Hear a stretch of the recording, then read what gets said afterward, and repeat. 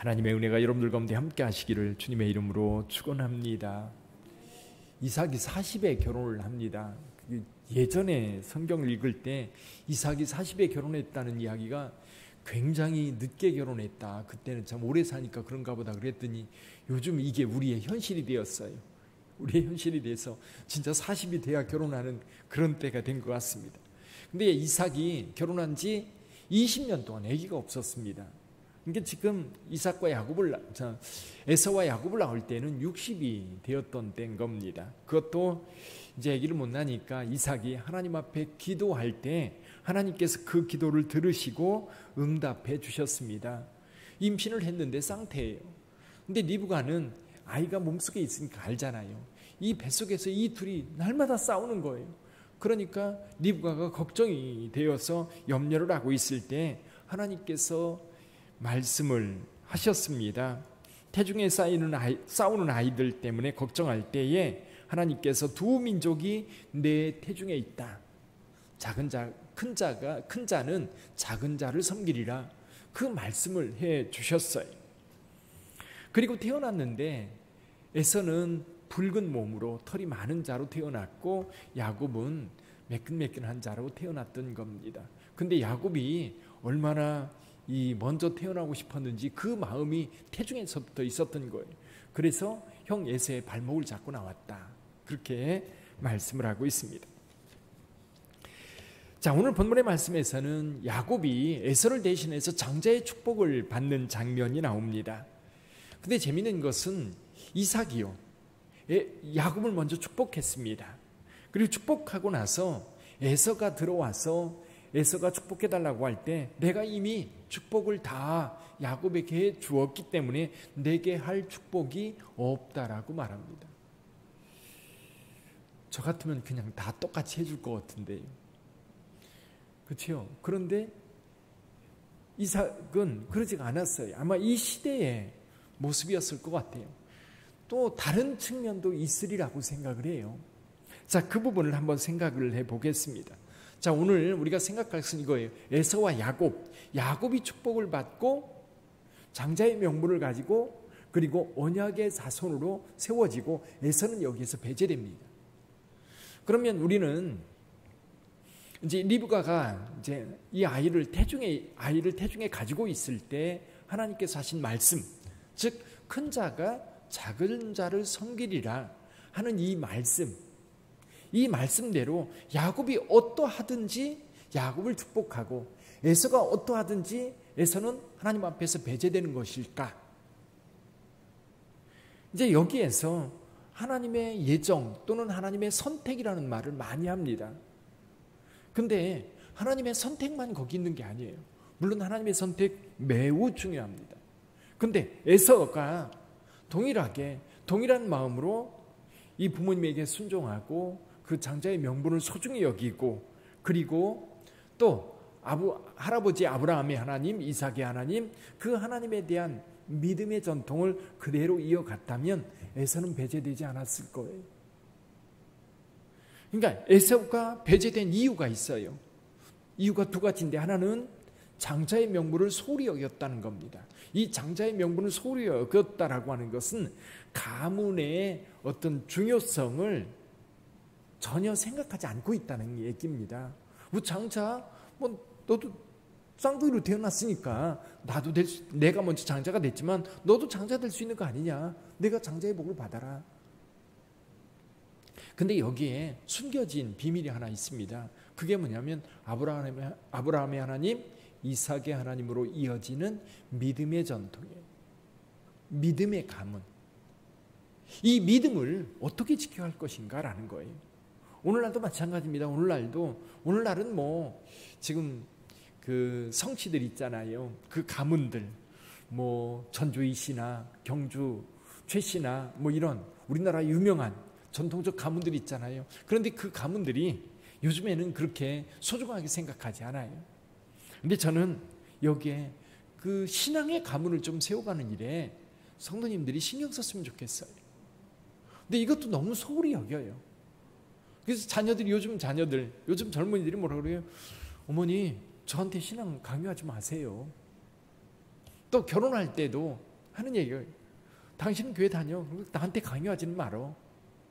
그래서 요즘에는요, 종교가 달라도 너무 쉽게 결혼합니다.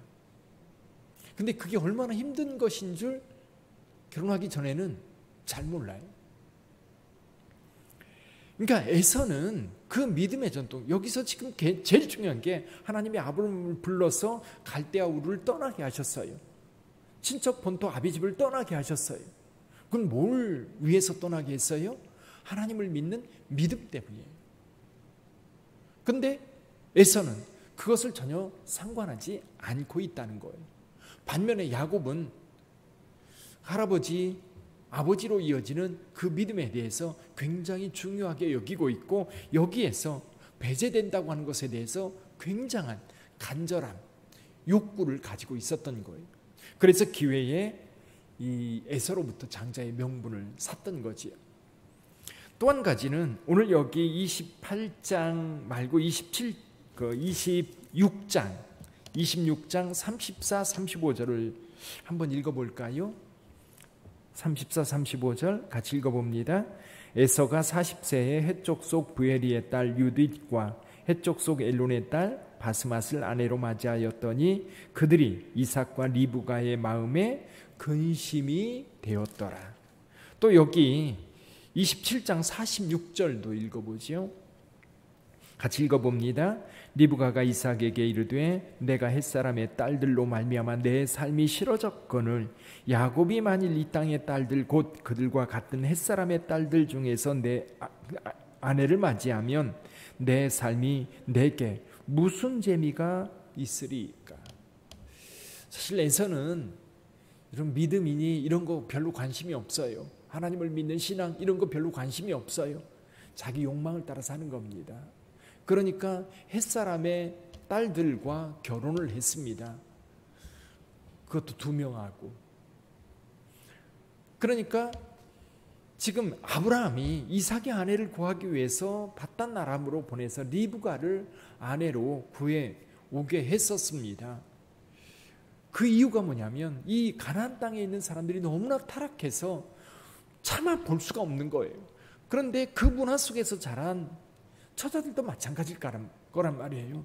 그래서 거기서 구하지 않고 밧단 아람으로 늙은 종을 보내서 이삭의 아내를 구해 왔는데 에서는 그런 거 전혀 상관없이 자기 눈에 보기 좋은 대로 여자를 선택해서 결혼했던 겁니다.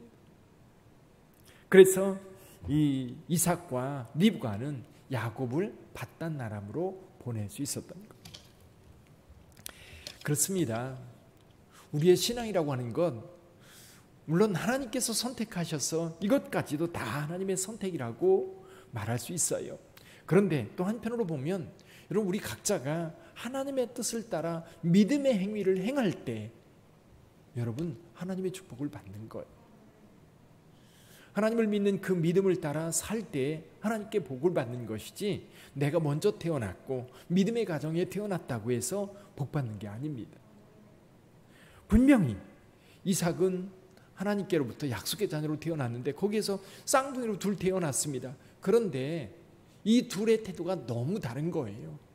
결국 하나님께서 주시는 그 축복의 여정 속에 에서는 배제되어서 저 남쪽 에돔이라고 하는 붉은 땅에 살게 됐고 야곱은 하나님의 약속의 자녀로 이스라엘 민족을 이루게 되는 모습을 보게 됩니다.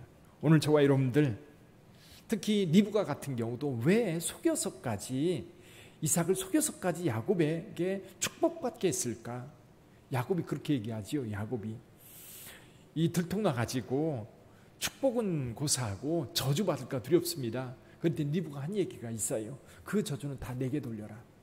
넌 내 말만 믿고 가서 축복받아라. 이 리브가가 왜 그렇게 얘기했을까요? 물론 여기 나오는 것처럼 에서가 헷 여인들과 결혼한 것 때문에 속이 상하고 마음이 불편한 것도 있는데 또 한 가지 이 모습들을 보면서 에서가 하는 행동들을 보면서 이 아이들이 태중에 있을 때 하나님께서 하신 말씀 큰 애가 작은 자를 섬기리라고 하는 말씀을 마음에 계속 두고 있었을 거예요. 이래서 결국 야곱이 하나님 앞에 축복받나 보다. 그래서 속여서라도 그걸 받게 했던 거예요. 결국 하나님의 말씀에 따라 살고 싶었던 거고 하나님 말씀에 순종하고 싶었던 것이 리브가이기도 해요. 이것이 야곱에게 이어졌던 거죠. 자, 그렇다면 오늘도 저와 여러분들이 신앙생활을 하는데 하나님의 말씀의 소중함을, 그리고 이 믿음의 가문, 믿음의 어떤 분위기와 믿음의 가문을 지켜가려고 하는 서로의 노력, 부모도 노력하고 자녀들도 그렇게 살려고 애를 쓸 때에 이 믿음의 가문이 형성되는 겁니다. 아브라함과 이삭과 야곱으로 이어지는 그 전통이 이어지는 거예요.